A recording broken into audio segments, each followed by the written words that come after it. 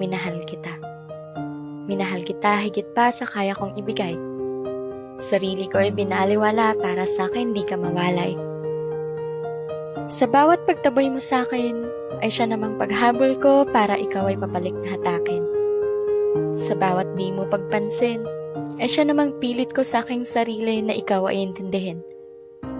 Oo, aaminin ko na nagpakatanga ako sa'yo. Nagpakatanga ako kasi hinayaan ko lang na ganituhin mo ako. Ang tanging gusto ko lang naman sana ay intindihin ka. Pero bakit parang ang pag-intindi ko sa'yo ay sumobra? Sumobra kasi parang sa tingin mo pwede mong ulit-ulitin na lang akong saktan. Siguro kasi nakampante ka dahil paulit-ulit kitang pinapatawad at tinatanggap na naman.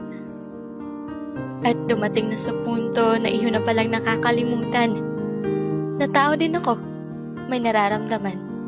May nararamdaman at nasasaktan. Sapat na siguro yung mga araw ng pamimilit ko sa'yo? Pamimilit na sana kahit konti pahalagahan mo man lang ako. Sapat na siguro lahat ng luha ng aking naibuhos. Sapat na siguro yung aking pagmamalimos. Pagmamalimos ng oras mo, kahit konting appreciation sa mga efforts ko, kailangan ko pang mamalimos sa'yo. Siguro nga tama na. Dumating na ako sa araw na sawang-sawa na akong intindihin ka. Hindi ko na kaya. At mas lalong di ko kakayanin kung ako'y mas madudurog pa. Siguro nga tama na. Dahil di ko deserve na nanasin to. Nagmahal lang naman kasi ako. At siguro yun yung pagkakamali ko.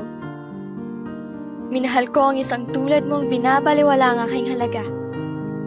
Kasi akala mo unlimited ang pagkakataong kaya kong ibigay at di ako magsasawa. Nagkamali man ako sa puntong yun, sisiguraduhin ko nang itatama ko to ngayon. Kaya pasensya kung ako'y tuluyang bibitaw at magpapaalam na. Ilang pagkakataon naman na din yung naibigay ko sa'yo. Binigay ko din ang lahat para maisalba ang tayo. Kaya wala na akong pagsisisihan pa sa kung anong kinahinatnan nating dalawa. Siguro makikita mo lang kung gaano ako kahalaga kung ako ay wala na. At kung maisipan mong habulin at suyuin ako pabalik sa'yo, pasensya ulit kasi hindi mo na ako mauuto. Dahil tama na nga aking pagpapakatanga.